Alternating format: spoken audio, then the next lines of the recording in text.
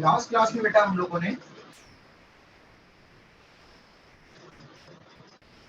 Rules और functions पढ़े थे डिफरेंट पार्ट्स ऑफ नेफ्रॉन या रेनल ट्यूब्यूल्स के।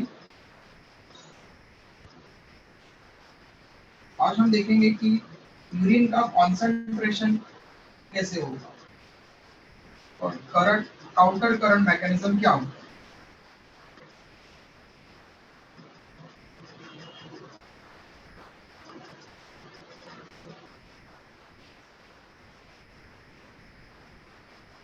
रेस्पिरेटरी सिस्टम से रिलेटेड डिसऑर्डर्स को भी हम रिप्रेजेंट करेंगे आज के लेक्चर में, और regulation of kidney function.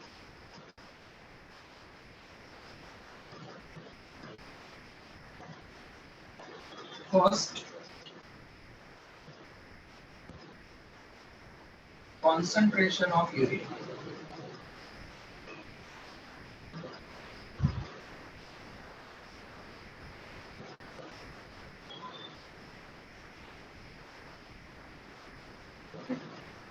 We have remarkable ability to concentrate urine. हम हमारे यूरिन का कॉन्सेंट्रेशन चेंज कर सकते हैं, ये हमें कैरेक्टरिस्टिक है।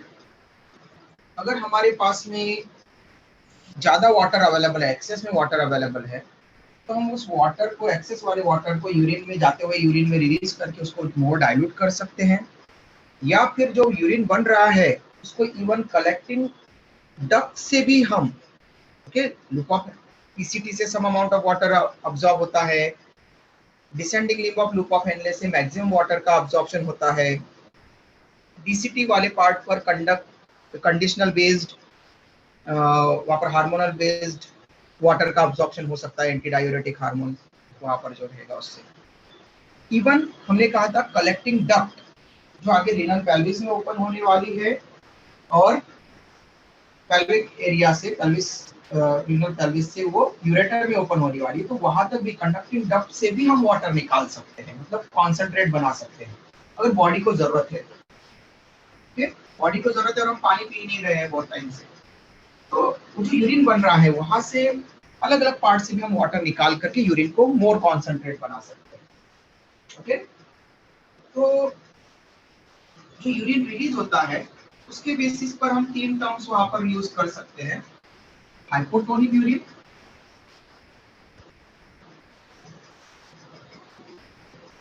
यूरिन जो रिलीज होने वाला है वो या तो हाइपोटोनिक रहेगा और आइसोटोनिक और हाइपरटोनिक। फर्स्ट थिंग तो ये आपको समझ में आना चाहिए, कॉन्सेंट्रेशन ऑफ यूरिन। अब सबसे पहली बात ये कि हम किसी सॉल्यूशन के, किसी एक्सटर्नल इन्वायरमेंट के बेसिस पर हम टोनिसिटी को, कॉन्सेंट्रेशन को रिप्रेजेंट करते हैं। तो यूरिन हाइपोटोनिक है, आइसोटोनिक है या हाइपरटोनिक है, ये पता करने के लिए हम किसके साथ में कंपेयर करेंगे यूरिन को। एकदम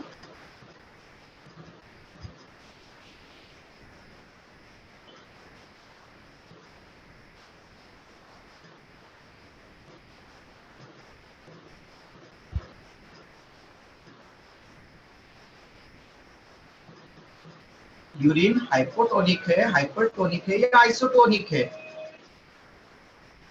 ओके, ये पता करने के लिए किसके साथ में कंपेयर करेंगे हम यूरिन को। जैसे हमने 11th क्लास में पढ़ा था ट्रांसपोर्टिंग प्लांट में कि कोई सेल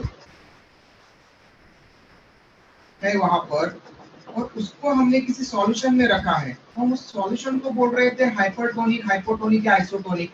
इस बेसिस पर क्योंकि उस सॉल्यूशन का कॉन्सेंट्रेशन सेल के साइटोप्लाज्म के कॉन्सेंट्रेशन से कंपेयर कर रहे थे। ओके, अगर सेल के साइटोप्लाज्म का कॉन्सेंट्रेशन जितना है उतना ही सेम कॉन्सेंट्रेशन अगर सॉल्यूशन का है बाहर के, तो हम उस सॉल्यूशन को कह रहे थे कि वो सेल के साइटोप्लाज्म के साथ में आइसोटोनिक है। Okay, clear. और इसी रिस्पेक्ट में हम उसको हाइपोटोनिक या हाइपरटोनिक भी बोल रहे थे कि अगर सेल का साइटोप्लाज्म का कॉन्सेंट्रेशन ज्यादा है और इसका कम है कॉन्सेंट्रेशन, तो देन ये हाइपोटोनिक। सॉल्यूशन का कॉन्सेंट्रेशन कैसा है? बिलो लेवल का है, कॉन्सेंट्रेशन कम है देन साइटोप्लाज्म, तो वो हाइपोटोनिक। लेकिन अगर सेल का साइटोप्लाज्म के कंपैरिजन में अगर सॉल्यूशन का कॉन्सेंट्रेशन ज्यादा है तो हमने उसको बोला था हाइपरटोनिक सॉल्यूशन, ये वाला। इसी तरह से हम यूरिन को हाइपोटोनिक, हाइपरटोनिक और आइसोटोनिक ये टर्म यूज कर सकते हैं। तो किसके रिस्पेक्ट में कौन है वहां पर जिससे कि हम उससे कंपेयर कर सकते हैं? तो जो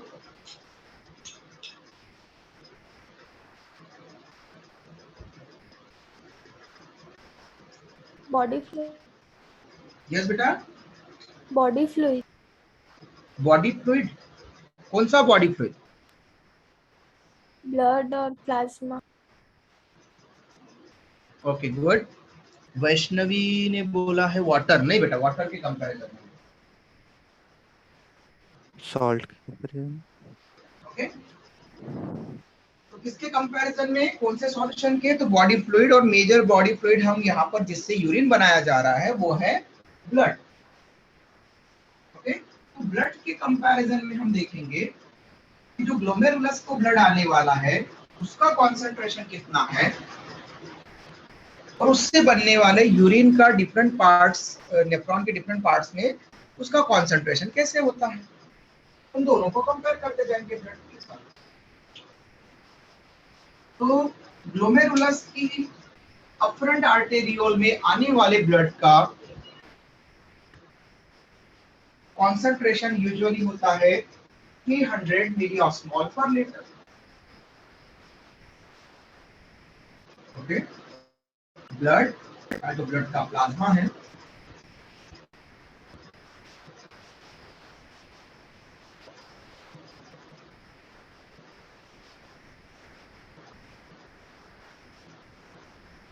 उसका कॉन्सेंट्रेशन यूजुअली होता है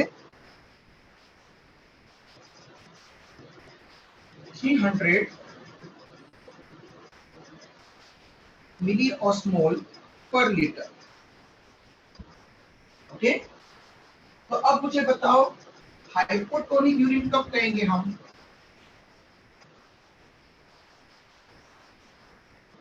यूरिन हाइपोटोनिक कब होगा?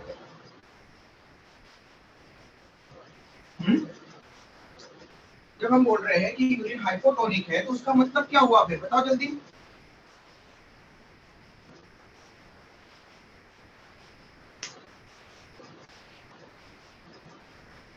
ट्वेल्थ में आकर के आप लोग बहुत डल हो गए हो,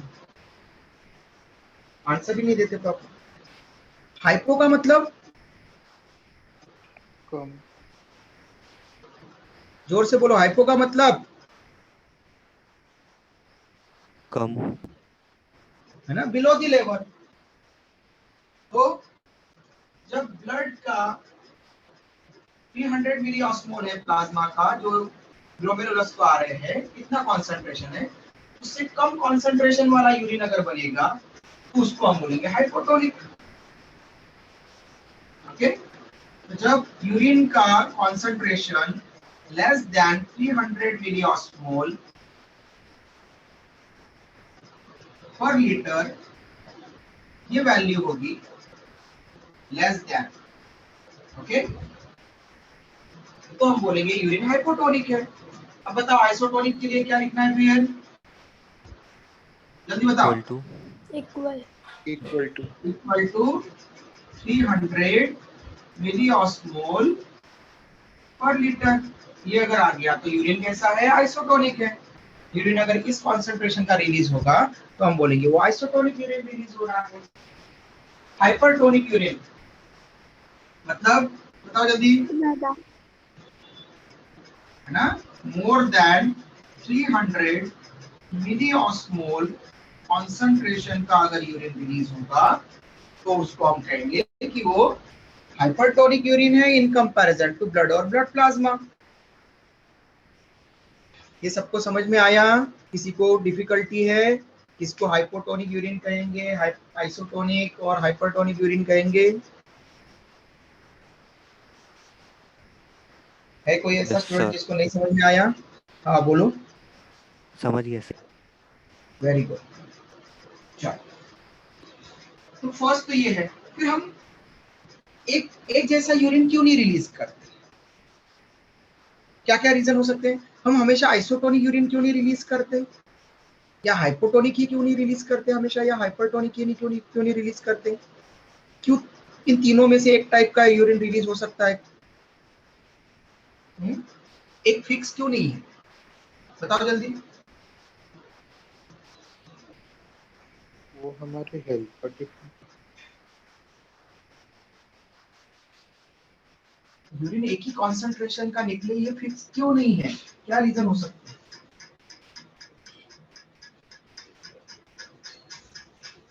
कभी कभी ज्यादा वाटर रिएब्जॉर्ब होता है, कभी कभी वेरी गुड। कभी NaCl। कभार हम ज्यादा वाटर ड्रिंक कर लेते हैं, ओके, तो भी हो सकता है। और रीअब्जॉर्प्शन, रीअब्जॉर्प्शन वाटर का तब करेंगे जब हम पानी नहीं पी रहे बहुत टाइम से, तब। और क्या रीजन हो सकता है? कॉन्सेंट्रेशन दो चीजों पर डिपेंड होता है किसी भी सॉल्यूशन का। सॉल्यूशन दो चीजों से बनता है, solvent and solute.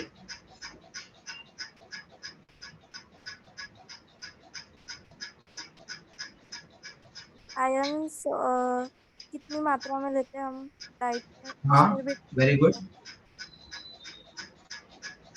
Only ions ही बेटा? फिर आयंस वाला भी बढ़िया है। तो it depends on water, it depends on mineral ions, और किस पर डिपेंड करेगा?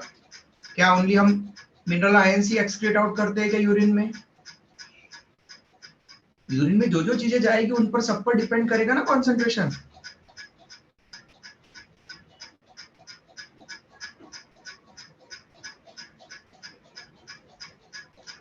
और क्या क्या जाता है यूरिन में?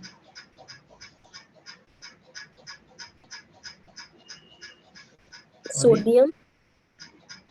हाँ, सोडियम आयंस तो मिनरल आयंस हो गई, यस। और एक इतनी सारी बताओ बेटा, फटाफट जल्दी जल्दी बताओ।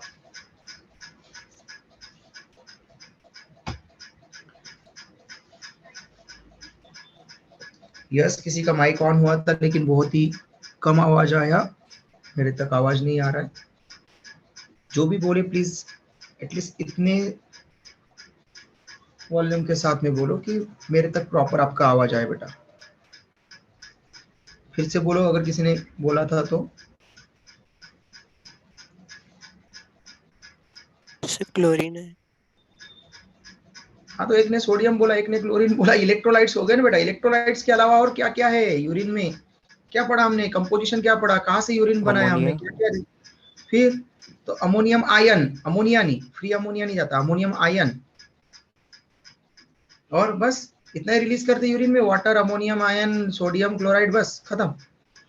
इलेक्ट्रोलाइट्स के अलावा और? Electrolyte sodium, potassium. सॉल्ट।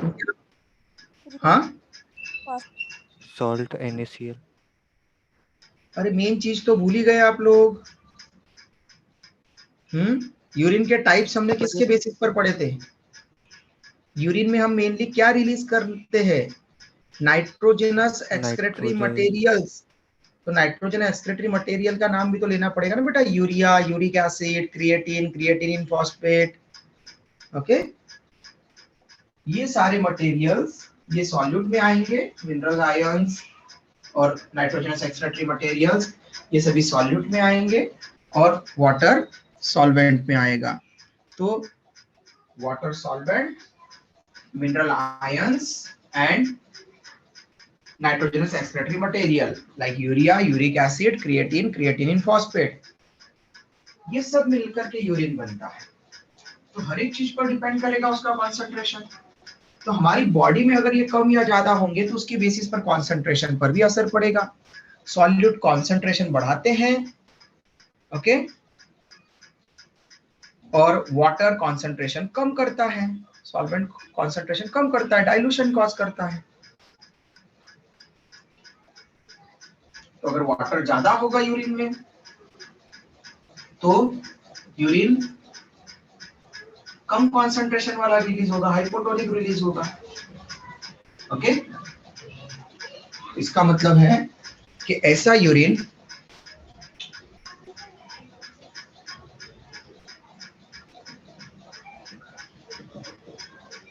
जिसमें वाटर ज्यादा हो एंड और सॉल्यूट कम हो, तो ऐसा यूरिन हो जाएगा हाइपोटोनिक यूरिन। मुझे लग रहा था ये आपको लिखवाना नहीं पड़ेगा, लेकिन ऐसा यूरिन जिसमें वाटर कम अमाउंट में हो एंड और सॉल्यूट्स ज्यादा अमाउंट में हो, उसको हम बोलेंगे हाइपरटोनिक यूरिन। ठीक है, और जिसमें ब्लड प्लाज्मा के जितना ही वाटर और सॉल्यूट होंगे वो आइसोटोनिक यूरिन। तो टोनिसिटी इस पर भी डिपेंड करती है कि वहां पर वाटर का कितना अमाउंट रिलीज हो रहा है, वाटर कितना प्रोपोर्शन में जा रहा है और सॉल्यूट कितने प्रोपोर्शन में। क्या वो नॉर्मली जा रहे हैं तो आइसोटोनिक, अगर उनमें से कोई अल्टर होगा तो हाइपोटोनिक या हाइपरटोनिक यूरिन बनेगा। अब यूजुअली आपने देखा होगा कि यूजुअली इन समर सीजन, हम ह्यूमन बीइंग की बात कर रहे हैं, इन समर सीजन में क्या होता है, हमारे पास में पानी, हमारी बॉडी में पानी बहुत ज्यादा अवेलेबल होता है, इन्वायरमेंट में ज्यादा अवेलेबल होता है मॉइस्चर, या कम होता है? कम होता है। आपको समर सीजन में ज्यादा प्यास लगती है कि कम प्यास लगती है? ज्यादा प्यास लगती है। ज्यादा प्यास लगती है ना, क्योंकि बॉडी के पास में वाटर की जरूरत है। ज्यादा प्यास लगती है। बाहर जो टेम्परेचर ज्यादा है उसको पॉप अप करने के लिए हमारी बॉडी में जो टेम्परेचर को मेंटेन किया जाएगा, ओके, उसके लिए जो एक्शन चलेगी, मेटाबॉलिज्म चलेगा, तो मेटाबॉलिज्म के लिए हर एक सेल के पास में वाटर की अवेलेबिलिटी जरूरी है। तो समर सीजन में वाटर हमारी बॉडी में कम हो जाता है, तो यूरिन कैसा रिलीज होगा फिर? हाइपोटोनिक, आइसोटोनिक की hypertonic? Usually hypertonic. Hypertonic. Water कम हुआ और कम अवेलेबल, हमारी बॉडी को ही कम मिल रहा है, कम है, तो यूरिन में भी हम कम रिलीज करेंगे। ओके, ऐसा थोड़ी है कि चलो हमारी सेल्स को लॉस हुआ तो लॉस हुआ, हमारे ऑर्गन फेल्योर हुए तो हुए, लेकिन हम यूरिन तो आइसोटोनिक ही रिलीज करेंगे। ऐसा थोड़ी है, हमारे ऊपर डिपेंड नहीं, हमारी बॉडी की सेल्स अपने आप उसको कोऑर्डिनेट कर लेती है। ओके, बॉडी की एक्टिविटी के लिए क्या चीजें जरूरी है? वाटर अगर कम अमाउंट में अवेलेबल है बॉडी को तो तब हाइपरटोनिक यूरिन, इसलिए हम जनरली समर सीजन में हाइपरटोनिक यूरिन रिलीज करते हैं। तो ऐसे स्टेटमेंट आपको नीट में क्वेश्चंस में आ जाते हैं। ओके, सिंपल से स्टेटमेंट आते हैं, लेकिन आप ध्यान दोगे तो कर पाओगे। आप एक ही चीज वहां पर, है ना, एनसीईआरटी में इन चीजों के ऊपर कुछ लिखता ही नहीं है, क्योंकि वो समझता है कि ट्रांसपोर्ट इन प्लांट वाले चैप्टर में आपने हाइपोटोनिक, हाइपरटोनिक, ओके, आइसोटोनिक ये सॉल्यूशन को समझ लिया है, इसलिए वो डायरेक्ट टर्म लिखता है। इन विंटर सीजन क्या होता है? विंटर सीजन में आप ज्यादा पानी पीते हो क्या, या ज्यादा बार बार वॉशरूम के लिए जाते हो? बार मतलब इन्वायरमेंट में, विंटर सीजन में इन्वायरमेंट में टेम्परेचर कम है, मॉइस्चर अवेलेबल है। ओके, इन्वायरमेंट में टेम्परेचर वहां पर कम है, हमारी बॉडी को हीट वहां पर रिलीज करना पड़ेगी, लेकिन बाहर टेम्परेचर कम है और हम अगर पानी पीते हैं तो हमारी बॉडी वापस से वहां पर टेम्परेचर कम करने की कोशिश करेगी, जो कि हमें नहीं चाहिए। इसलिए उस पानी को ज्यादा से ज्यादा जो है वो यूरिन के थ्रू बाहर निकाल दिया जाता है, नहीं तो ज्यादा एनर्जी, एक्सेस में एनर्जी वहां पर लग जाएगी। वाटर अवेलेबिलिटी बॉडी को ज्यादा हो जाती है और इसलिए यूरिन कैसा रिलीज होगा? Hypotonic. Hypotonic. Hypotonic urine release होगा। स्क्रीनशॉट ले लो बेटा, और किसी को इन टर्म्स में किसी को भी प्रॉब्लम होगी तो जल्दी से पूछ लो।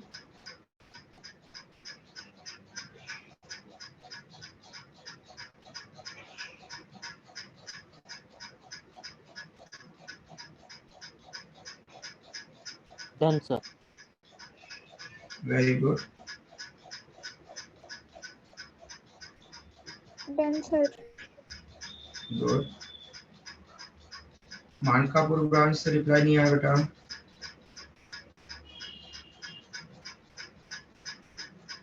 Done sir. गुड। तो हमारी किडनी ज्यादा से ज्यादा कितना कॉन्सेंट्रेटेड यूरिन रिलीज कर सकती है वो अब हम आगे पढ़ेंगे। ओके, कितना ज्यादा पानी हम बचा सकते हैं, कितना ज्यादा हम कॉन्सेंट्रेटेड यूरिन रिलीज कर सकते हैं। तो नॉर्मल आइसोटोनिक वाला कितना है?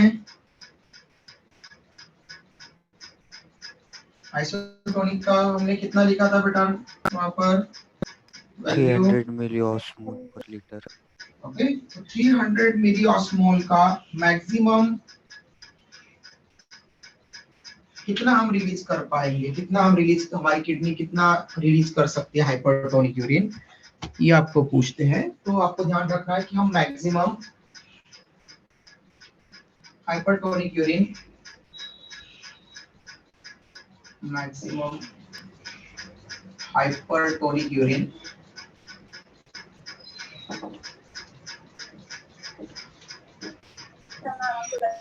किडनीज में रिलीज। बेटा माइक ऑन मत किया करो बेटा प्लीज। 1200 मिली ऑस्मोल पर लीटर। नॉर्मल था 300 मिली ऑस्मोल पर लीटर, और मैक्सिमम हम कितना हाइपरटोनिक यूरिन रिलीज कर सकते हैं? 1200 मिली ऑस्मोल पर लीटर। मतलब इनिशियल कॉन्सेंट्रेशन का, या फिर जो फिल्ट्रेट होता है, फिल्ट्रेट का भी प्लाज्मा के जैसा ही होता है कॉन्सेंट्रेशन, हम पढ़ेंगे अभी 300 मिली ऑस्मोल। तो आप बताओ हम कितना टाइम ज्यादा कॉन्सेंट्रेटेड कर सकते हैं यूरिन, यूरिन बनाते समय? 4 टाइम्स। कितना टाइम्स हुआ? 4 times. Yes, very good, 4 times. 300 into 4, 1200। Okay, इसका मतलब है कि हम मैक्सिमम 4 टाइम्स कॉन्सेंट्रेट कर सकते हैं। ओके, तो फर्स्ट हमने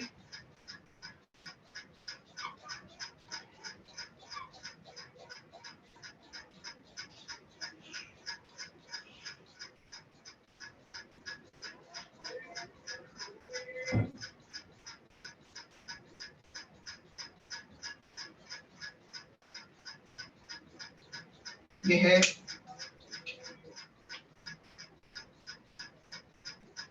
अपफ्रंट आर्टेरियोल, और ये जो जा रहा है वापस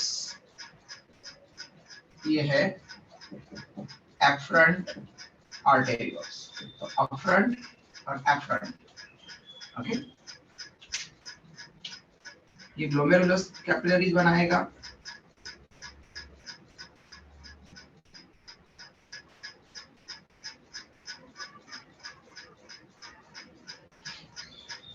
यहाँ से जो डिफरेंट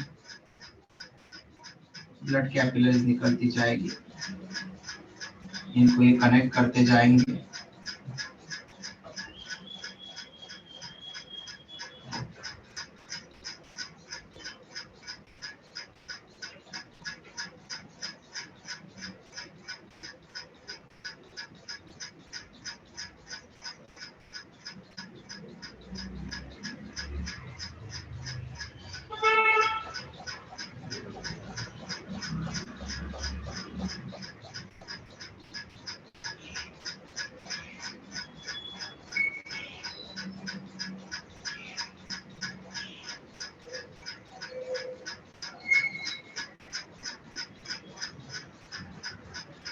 इस तरह से हम यहाँ पर रिप्रेजेंट करते हैं कि ये एक ग्लोमेरुलर कैपिलरी का एक नेटवर्क बना लिया इन्होंने।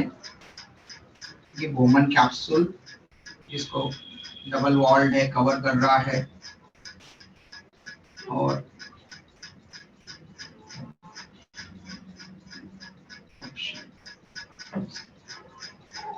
यहाँ से फिल्ट्रेट इसके बीच में आ जाएगा।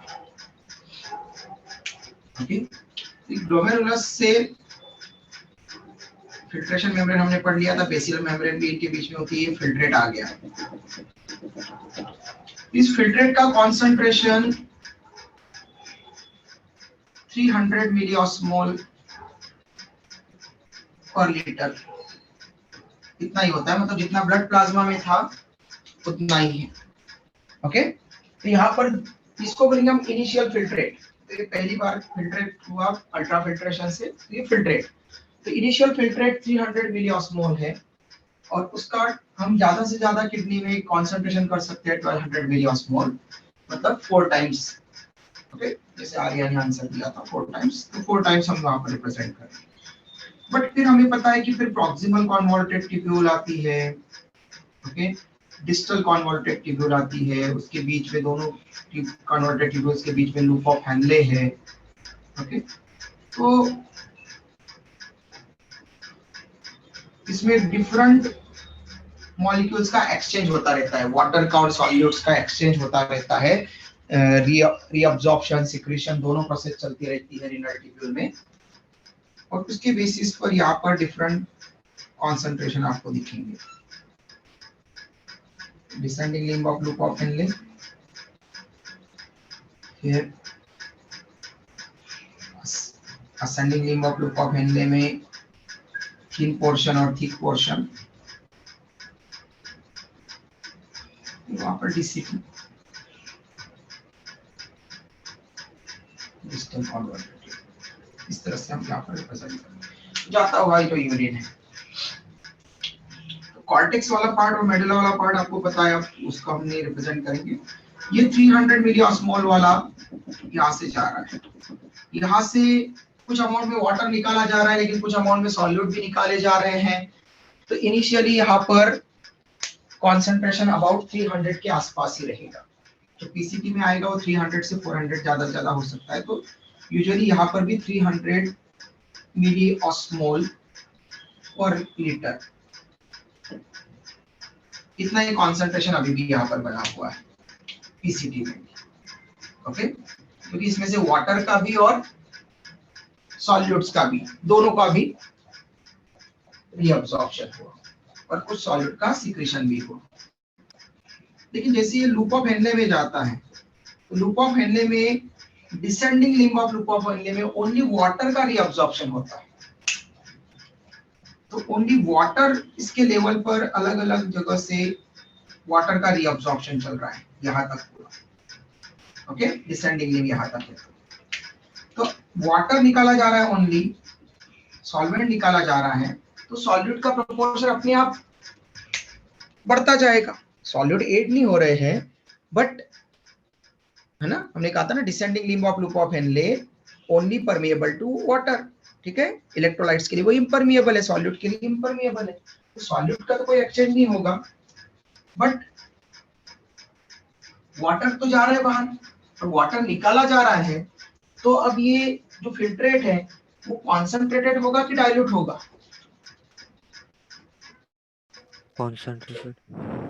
कॉन्सेंट्रेटेड होगा, वाटर निकाला जा रहा है ना। तो जैसे जैसे वाटर निकालते जाएंगे वैसे वैसे इसका कॉन्सेंट्रेशन और ज्यादा होता जाएगा, टोनिसिटी बढ़ती जाएगी। तो 300 यहाँ तक आ रहा था, 300 से यहाँ पर पहली बार हो जाएगा 400 मिलीऑस्मोल।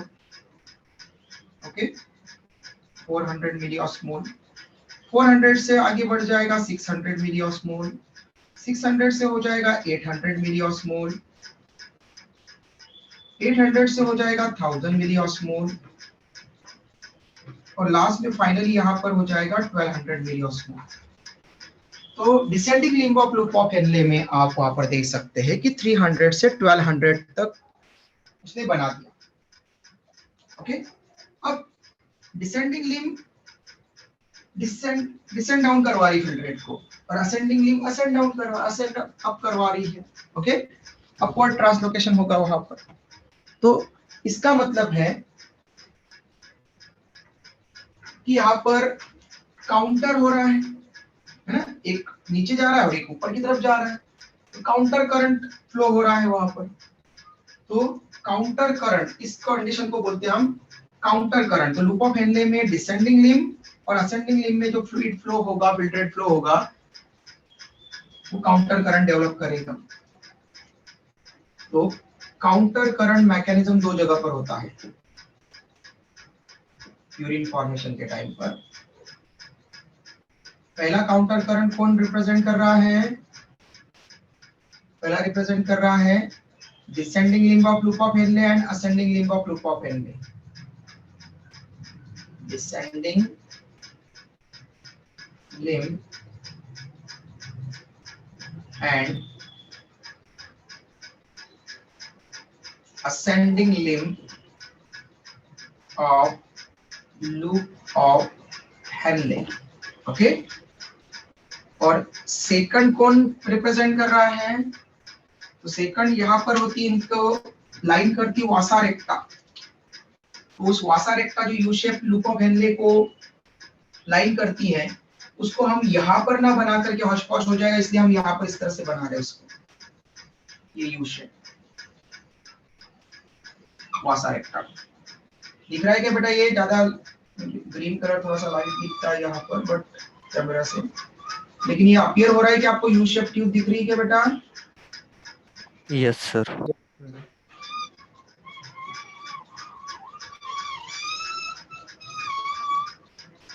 ये है वासा रेक्टा। तो लूप ऑफ हेनले की descending limb and ascending limb, ये पहला काउंटर करंट फॉर्म कर रही है। ओके, उसी तरह से यहाँ पर भी यू शेप ट्यूब है वासा रेक्टा, जो इसको लाइन करती है। ये वाला पार्ट जो राइट साइड में बनाया है मैंने इधर, ओके, मेरे राइट साइड के अकॉर्डिंग, उसका उस वासा रेक्टा का लेफ्ट साइड है, मैं मेरे अकॉर्डिंग बता रहा हूँ। जैसे कि ये राइट साइड वाला पार्ट है असेंडिंग लिंब को, तो ये वाला पार्ट असेंडिंग लिंब के कांटेक्ट में है, मतलब असेंडिंग लिंब में जो चेंजेस होंगे उनके अकॉर्डिंग उसके उल्टा इधर चेंजेस होंगे। उसी तरह से descending limb of loop of Henle में जो चेंज हो रहे हैं वो इसमें देखे जाएंगे। तो अब यहाँ से वाटर निकाला जा रहा है, और ये वाटर किसको दिया जा रहा है बताओ? Descending limb of loop of Henle से जो वाटर निकाला जा रहा है, वो वाटर किसमें जा रहा है? रीअब्जॉर्प्शन हो रहा है वाटर का। तो रीअब्जॉर्ब कौन कर रहा है वाटर को?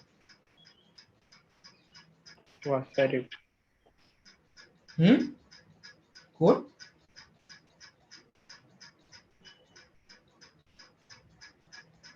कौन बेटा आयुष? वासा रेक्टा। वासा रेक्टा, वेरी गुड। ओके, क्योंकि वासा रेक्टा यहाँ पर कनेक्शन में है, तो ये वाला पार्ट इसके कनेक्शन में है, इस साइड वाला। तो ये वाटर यहाँ से निकल करके यहाँ जा रहा है, तो इसको कॉन्सेंट्रेटेड कर रहा है, तो इसको क्या करेगा? डाइल्यूट। यहाँ पर डाइल्यूशन हो जाएगा ज्यादा, आ रहा समझ में? तो यहाँ पर हमको डाइल्यूशन दिखेगा, मतलब यहाँ पर 1200 मिलीऑस्मोल है, ये आने के बाद में अब ये 1000 मिलीऑस्मोल में कन्वर्ट हो जाएगा। ये जो कॉन्सेंट्रेशन इधर बढ़ रहा है, इसमें कॉन्सेंट्रेशन डाउन होगा यहाँ पर, क्योंकि यहाँ से वाटर यहाँ पर है, और ये वाटर अब अपने हाई कॉन्सेंट्रेशन से लो कॉन्सेंट्रेशन की तरफ आ रहा है, रीअब्सॉर्ब हो रहा है। तो यहाँ से जो वाटर निकला वो वासा रेक्टा को मिलेगा। Descending limb of loop of Henley का वाटर इस को मिलने वाला है, तो इसमें डाउनफॉल होगा 1200 से 1000 मिलीऑस्मोल। फिर ये वाटर और आया तो 1000 से 800, 800 से ये वापस से यहाँ पर 600, 600 से वापस से यहाँ तक जाते जाते यहाँ पर 300 मिलीऑस्मोल। ये समझ में आया क्या दोनों चीजें? कोई ऐसा स्टूडेंट है जिसको लूप ऑफ हेनले और वासा रेक्टा का ये descending limb of loop of Henley और ये नहीं समझ में आया?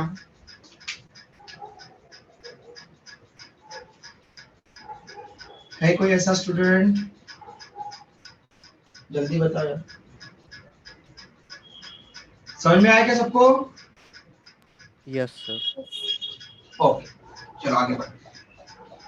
अब नेक्स्ट है फिर ये जो फिल्ट्रेट है, काउंटर करंट है। अब यहाँ से जाने के बाद में अब ये असेंड कब होगा, ऊपर की अब यहाँ पर जाएगा। ओके, अभी यहाँ से जा रहा है इतने पार्ट में, तो आपको पता है कि इसमें आप सॉल्यूट यहाँ से जा सकते हैं। ओके, समझ में, यहाँ से अब ascending limb of loop of Henley permeable है ओनली इलेक्ट्रोलाइट्स के लिए और इम्परमिएबल है वाटर के लिए। तो वाटर का एक्सचेंज नहीं हो सकता, ओनली सॉल्यूट का एक्सचेंज हो सकता है। तो सॉल्यूट को यहाँ से रीअब्सॉर्ब कर लिया जाता है। तो हमने कहा था सोडियम आयन जा रहे हैं, क्लोराइड जा रहे हैं, ओके, तो बाइकार्बोनेट जा रहे हैं यहाँ से, तो इलेक्ट्रोलाइट्स यहाँ से जा रहे हैं। ओके, पर कुछ यूरिया डाला जा सकता है अगर वो कॉन्सेंट्रेटेड करना है लास्ट में तो। लेकिन पहले तो यहाँ पर क्या हो रहा है, अभी जब तक कलेक्टिंग डक्ट नहीं है तब तक, तो यहाँ पर क्या हो रहा है कि यहाँ से इलेक्ट्रोलाइट्स जा रहे हैं, सोडियम आयन जा रहे हैं, क्लोराइड आयन जा रहे हैं। ओके, तो यहाँ से सॉल्यूट जा रहे हैं, सॉल्यूट यहाँ से जा रहे हैं ascending limb of loop of Henle से। तो कॉन्सेंट्रेशन कम होगा या ज्यादा होगा फिल्ट्रेट का? कम होगा, है ना, सॉल्यूट जा रहे हैं तो कॉन्सेंट्रेशन कम होगा। तो जो 1200 तक आ गया था अब वो 1000, 900, ओके, ऐसा होता जाएगा। 1000 हो गया, फिर 900 हो गया, 800 हो गया, ओके, फिर 600 हो गया, फिर लेटर वापस डीसीटी में जाते जाते क्या हो गया, वापस से 400 से 300 की तरफ।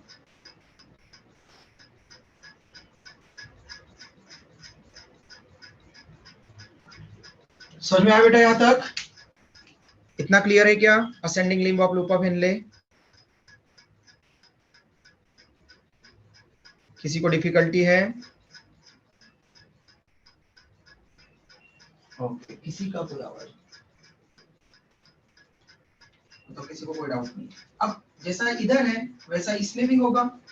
अब इधर के सॉल्ट निकल रहे हैं ascending limb of loop of Henley के, तो वो सॉल्ट कहाँ जा रहे होंगे, किसको मिल रहे होंगे, रीअब्सॉर्प्शन कहाँ हो रहा होगा? हाँ, वासा रेक्टा में। वासा रेक्टा में कॉन्सेंट्रेशन बढ़ेगा फिल्ट्रेट का। यहाँ पर जो ब्लड है, इंटरस्टिशियल फ्लूइड है, उस इंटरस्टिशियल फ्लूइड का कॉन्सेंट्रेशन बढ़ेगा कि कम होगा? बढ़ेगा। बढ़ेगा। तो 300 से 400, 600, 800, 900, 1000, 1200 ऐसा बढ़ेगा यहाँ पर वासा रेक्टा में। क्लियर है?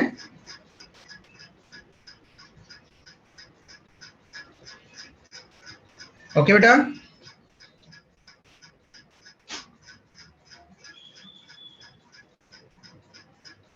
स्क्रीनशॉट ले लो। Done, sir.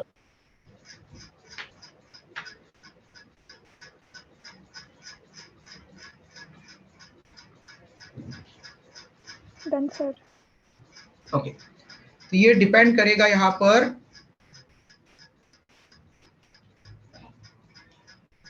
Sodium ion, bicarbonate ion, okay, इनके एक्सचेंज पर डिपेंड करता है।